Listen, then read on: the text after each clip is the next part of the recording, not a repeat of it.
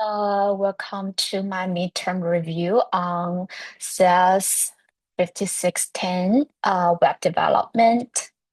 So in this course, so far we have learned basically two web architects, and the first one is static. So that means this is what we did in project one. So what we did is that we have our HTML file, CSS file, and JavaScript file, and we may have other assets like images and videos. So those are all the files we have for our static website, and we on the server side, we establish our server using the tool of HTTP server. So that's how we establish our server. And when user on the client side, when they use their browser to request our address by input the URL, like if you are host on your locally on localhost, then they input the localhost plus the port number, and that's the URL to your web server. So when they send the client, when they send this request to our server, and then our server will send all those files to the browser through HTTP response. So that's how it works, and we have consent. And on the server side, actually, we only have front end implemented, and it's static because there's all the users will see the same things. The contents are constant, are static. It won't change if you do something, or if you it won't change for different user of in different time. Yeah. So that's why it's static. Everyone will see the same thing. And about some concepts here. So what's HTML is basically the first thing we know because it creates the structure through elements that can be displayed on your browser. So when you see a web page, there's headers, there's body. So they are your main section of your body, and maybe you will have each section, and inside each section you can have paragraph, buttons. So so basically, all the web page must have finally there's some HTML file on the browser to display the web structure. It's what you can see on the web page, and it includes all the elements. But that just give you the like a structure, a pure structure, what you have on that page. But if you want to make it more aesthetical, with some decoration, then you can use CSS. And that's also something that you can make your web page responsive across different devices. So it does two things, decoration and responsive. And to help us design our to help us with CSS rules, we can use Bootstrap, that is a CSS framework, which provides pre-styled components and responsive grid system. So that will make it easier for us to style our pages. And finally, we have JavaScript, and that is so JavaScript. Of course, it's a language, but for the JavaScript file, the role of it is that it can add functionality and interaction to your UI and UX. For example, when you click something, maybe you want to expand a card, or when you click a button, you want to do something like fetch some data, or yeah, something like that. So that's what we can do with our JavaScript. So basically, you can add more functionality apart from what we already have in HTML. So yeah, so that's the first architect we used in our project one. But here comes yeah, that's why it's static, because yeah, nothing changed for different users, or based on different like requests. So what if we want to make it dynamic, like maybe we can show different contents for different people, or or when you click some button, or maybe you want to input your search or query, then you can show those results correspondingly. So that's basically what enable you to present a web page that can be more interactive with the user. So under this architect, still we have our basic architect in the first one in static. So still we can send our files to the web server, and usually we will call this folder like static or public or front end. So that's the static all the static things we send to the browser. So browser display all those static content. But if user do something like they input search, they set some query, or yeah, then the browser will use DOM manipulation, fetch API, and event handling. So those things enable our browser to make our web page more dynamic. So through DOM manipulation, maybe it can manipulate all the elements. So some elements can be hidden, or it can be shown after some interaction. And fetch API is that the browser will request to some API endpoint to fetch some data. And for event handling, that is so when you can attach some event listener to your components, to your elements, like a button. If you click it, then do something. So that's our event handling. And yeah, like I said, when you fetch data from API endpoint, then our web server gonna send those requests to our web application. That's our backend. So this is our backend.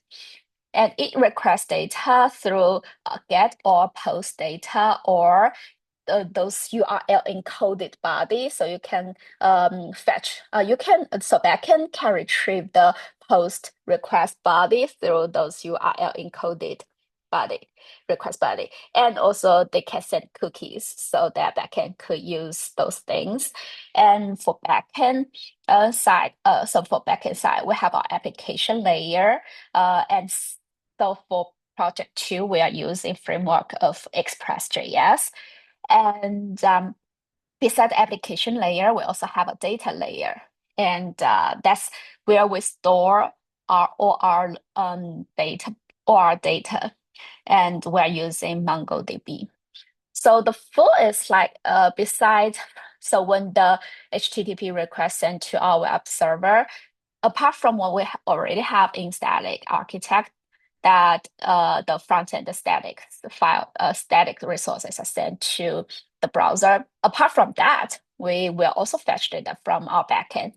And backend application layer will request data layer for data, and then maybe it have some business logic to process all those data and then send back the response. And response JSON data, because we're just building a data endpoint. So we will send data JSON data, and also backend can modify the cookie.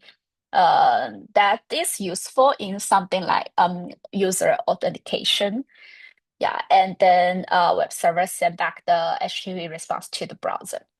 So this is a dynamic architect, which means if I do something like I input a search keyword, and then I click search, then I can get corresponding result.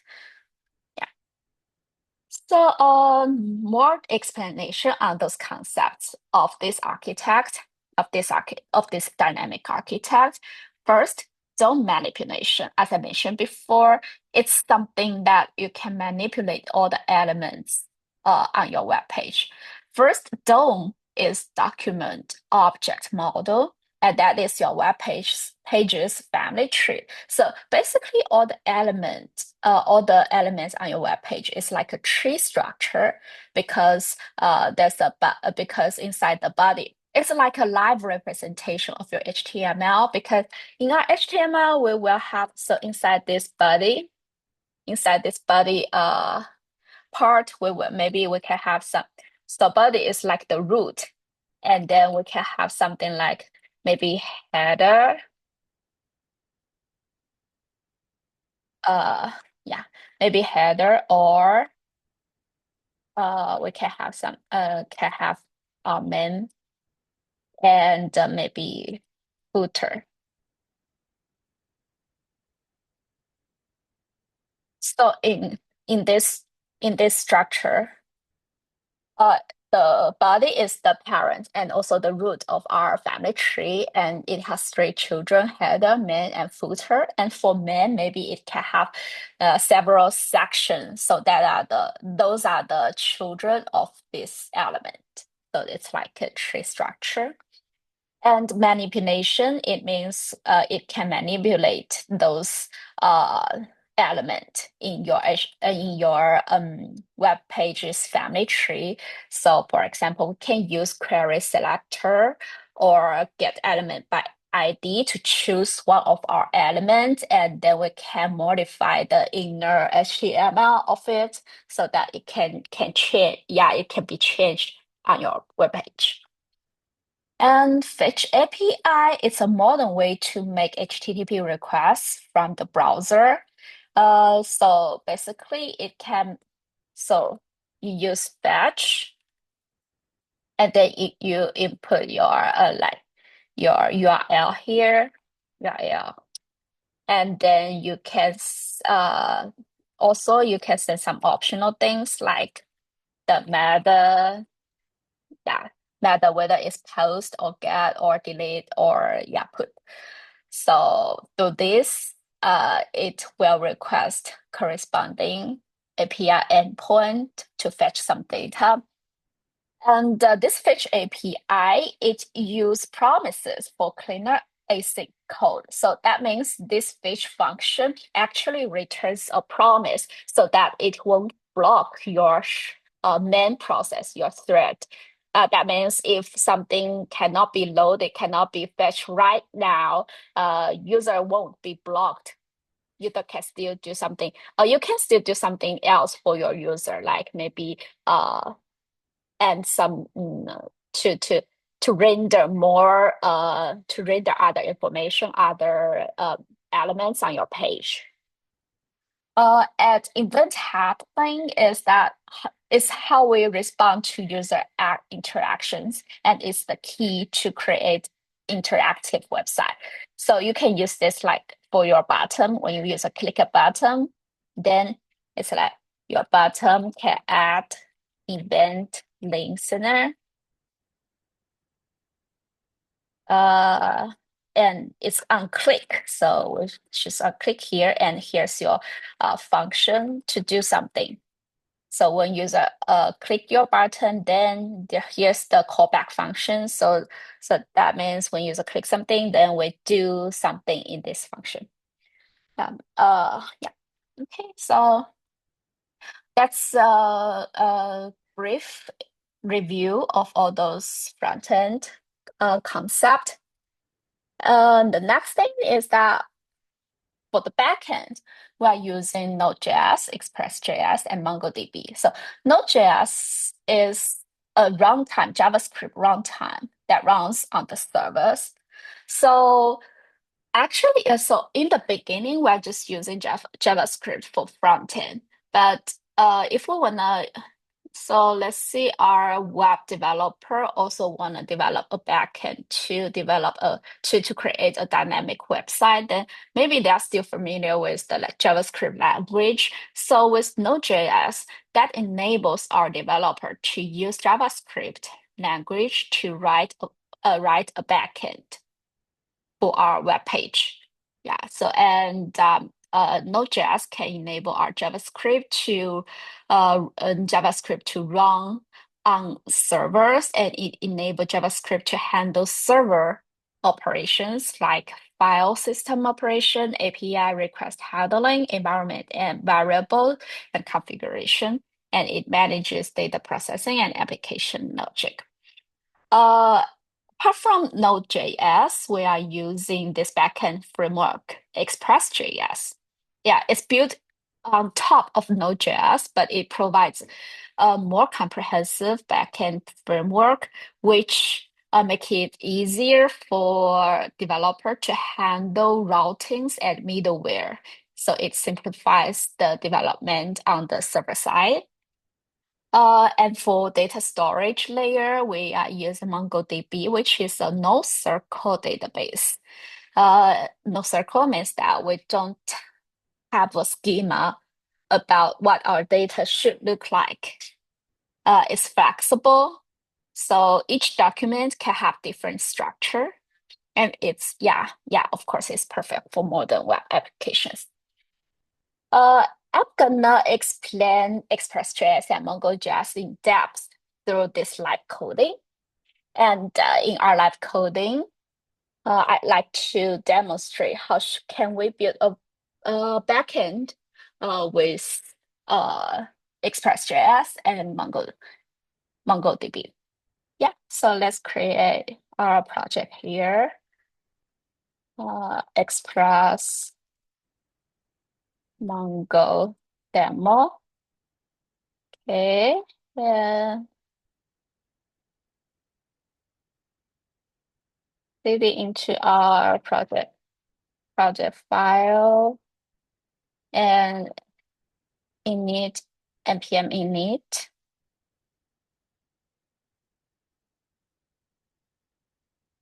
Actually, okay, and npm install Express and MongoDB. So with those things stored, first I wanna modify our package JSON to because we're using ES6 instead of common JS. So here I need to clarify that the type should be module. That's how we can use AS6.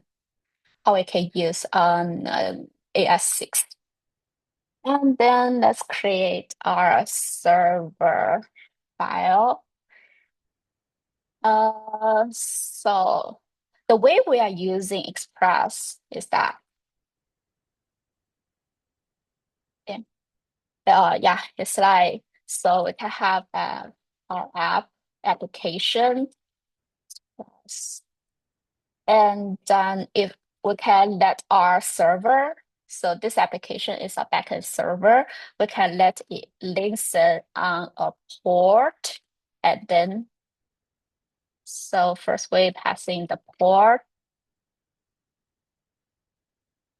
and then the callback function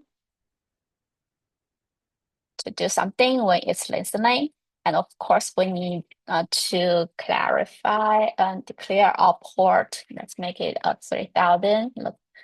And do something. We won't do much things here, but just console log server listening port.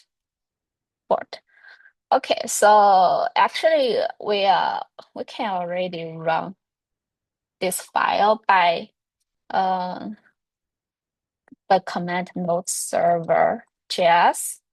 Yeah, and you can see the server is running on port 3000. So that means we established our server, our backend on the web server, and it can be anyone, not anyone, but yeah, we allow HTTP request this port to access our server. But apart from console listening on this port and console log, we want to do more things. So first thing we want to do is that, so if you look at this, if you get this Express generator file generator, this is something you can get by running a very simple command. And this is what will generate for you. And you can see then there are those three things which gonna be very helpful for us. And I'm gonna explain it right now. Yeah, so for the first one, okay. Actually it's those three. So for the first one, what what it's doing is that it parse a request, parse the request, uh, parse our request in JSON and then store it in parsed request data in JSON and store it in request body. So in this way, we can just use request body to access access the request data sent it from in the HTTP request. And this cookie parser, we won't use it right now, but it's going to be very helpful in the future. It's also to pass request cookie. So for backend, we can use request cookie to access those cookie information. And this one, I'm gonna make it simple. We won't use the path here. So this is that to declare the public folder to be static, the static folder. So what is static folder? It's basically this part. Yeah, the front end. So in dynamic architect, it's this part. So those are the things that we will directly send to the browser. It's the static resource. Okay, so those are and those are all our middleware. So yeah, you can tell that the way we use middleware is by using app.use, and then we're passing our middleware. So those are the not built in, but some tool we already can use. Some middleware we can use from npm, and yeah, of course, because it's from npm, we need to install it. Need to install this cookie parser and then import it here. Okay. And another thing I want to change it here is change our script so that we can use npm start to run node server. And if we make any change, I want it to run automatically. So that's why I'm using dash watch here. And then if we run npm start, you can see it's listening output 3000, and also we ended those middleware for our backend server. And as I mentioned before, the Express.js also makes it very easy to handle routings. So what are the routings? Okay, so we can have our routes here, and the routes means that when user send a HTTP GET request, maybe on this URL, then backend should do something and send back the HTTP response. Yeah, in our architecture is this part. So part one, 2, 4, and 5. So this is what we are doing here. So we need this route to know that where should it route, and if it's requesting this URL, what are the HTTP response we're going to send back. So for the routes, the callback function, we use callback function to define what we are going to do for this HTTP request. And for the parameter here, we have request, response, and actually next, but we won't use it in our routes, so I'm gonna ignore it. So maybe you can do something like because we used URL encoded this, that means in here we can like maybe query request body. That's something we can do, but yeah. But here I'm gonna make it simple. So maybe we just console log, say that receive get request at this endpoint. And we can test if this we can just test if this endpoint is established or not. So we just open our website, request our localhost 3000. Yeah, they can see, oh, our backend, we know that we received this get method. Yeah, but we also want to send something, like send our response. So maybe we can just send hello world. Yeah, then you can see it from the front end. So yeah, from the browser. Yeah, that's a very simple backend. But we also wanna fetch data. So the way it's dynamic, the way our architect is dynamic is because we have we have our database. We have all kinds of data, and we can fetch corresponding data under some constraint determined by our user and give them only those related data. So that's why we must introduce our database here. And we have our MongoDB installed already. So I'm gonna have another file, db.js. This is our database layer to manipulate our database. Oh, how can I make this go away? Eh, no. Okay, so the basic way to use MongoDB, I believe there's a uh Mongo, there's a oh yeah, here it is. Here's the documentation. And for quick start, because we need to um, establish our connection. So the first thing to do is to connect to MongoDB, and we can just copy those things.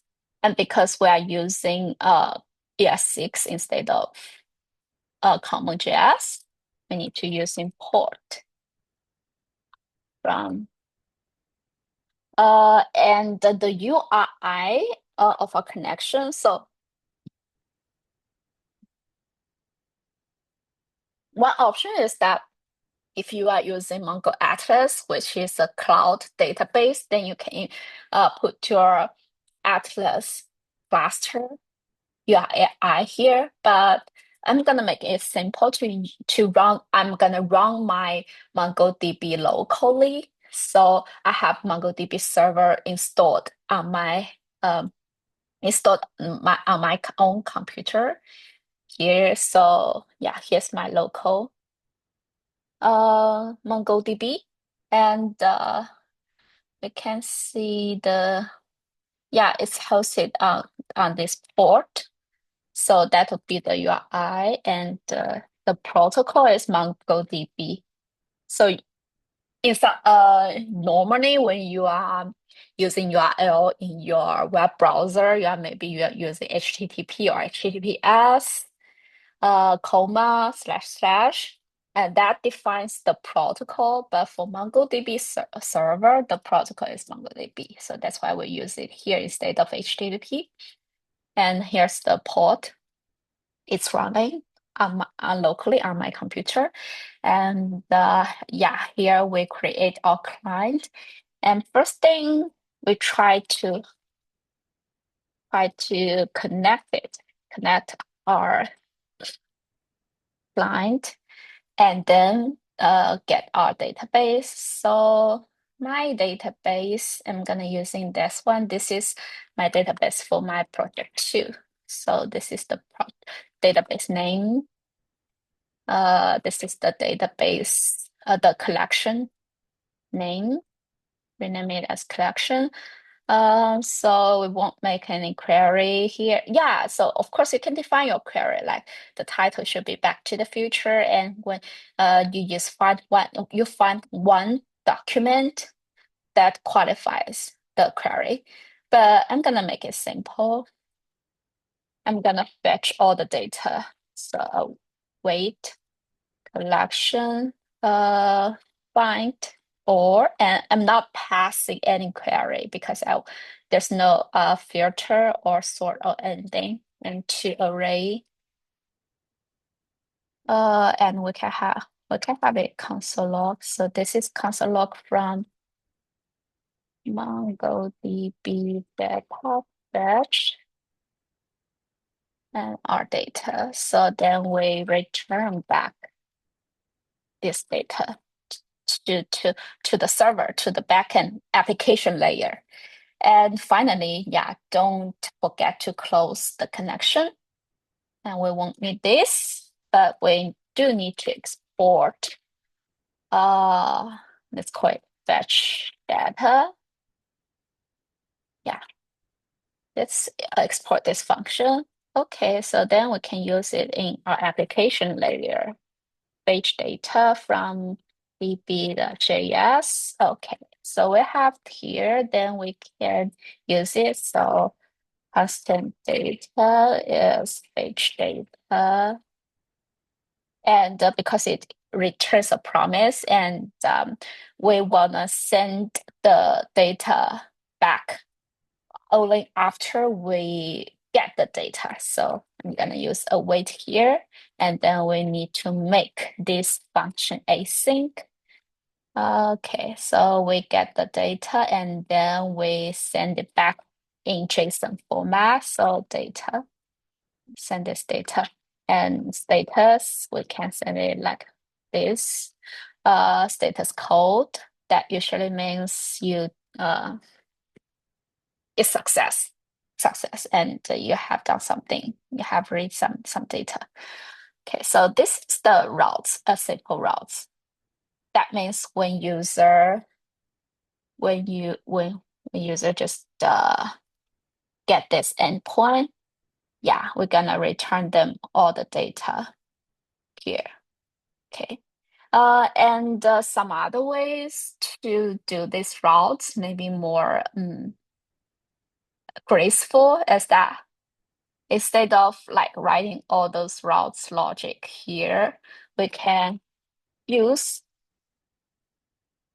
and then we input our endpoint, like maybe exercises, and we have our exercise routes, and maybe we can have another endpoint which gonna feed our workout plans, and then we have our plan routes. And of course, we don't have those things here because we're gonna create it. So we can have a routes folder inside it. Let's have a exercise routes, and also the plan routes.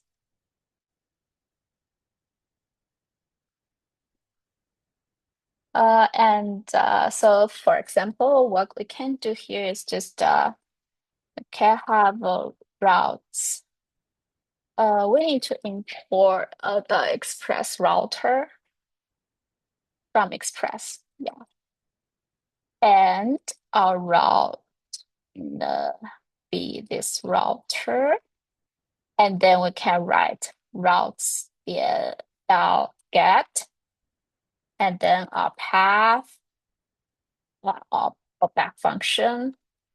And this callback function gonna do something very similar to what we did before here in this callback function. So this endpoint is gonna be because it's under exercise, because in server it's under exercises routes, so it can be exercises slash. So this is the endpoint. And if we have something like get ID, that means the endpoint gonna be maybe some ID here. Yeah, that's the. And another way to write this is sometimes maybe on this endpoint, we can have both get and route method. Then what we can do is that we have both get and post method. Then what we can do is maybe route and then route and we can declare that if it's route the wait what's the route the path, yeah. And if it's get, then pass a handler get rest handler. And if it's post request, then we'll have a post request handler, and of course we need to have some function here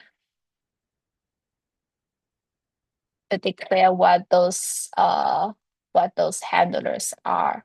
So those things are like this callback function here. It does something. And in the end, don't forget to export your route. And then you can use this route here. Import route. Yeah, so maybe you can rename it. Yeah. So size routes.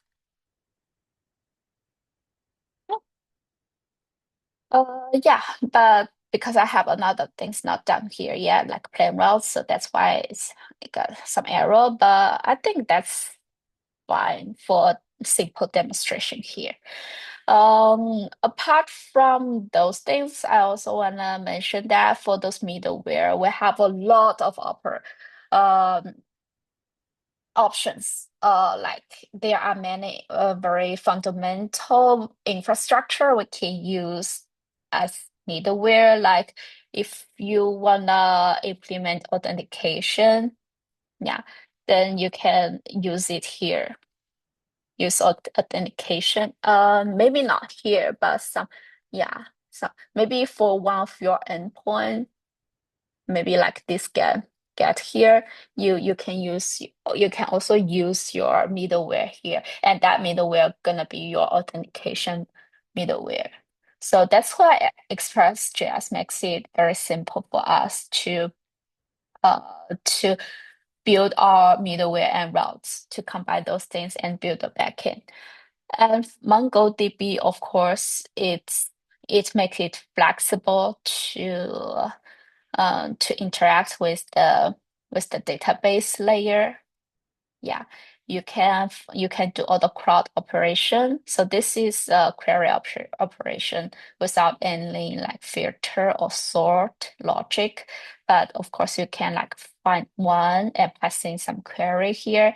And if you want to update, yeah, you can use update. You can update, you can create, and you can delete. Yeah, you can find all those basic all those things in the documentation. So it's this one. Yeah. The query API or CRUD operation. So here it tells you how to do all the those CRUD operations. Yeah. And I think that's all for today. That's a briefing review on what we have learned so far in this course. I hope you like it. And I will see you maybe next time.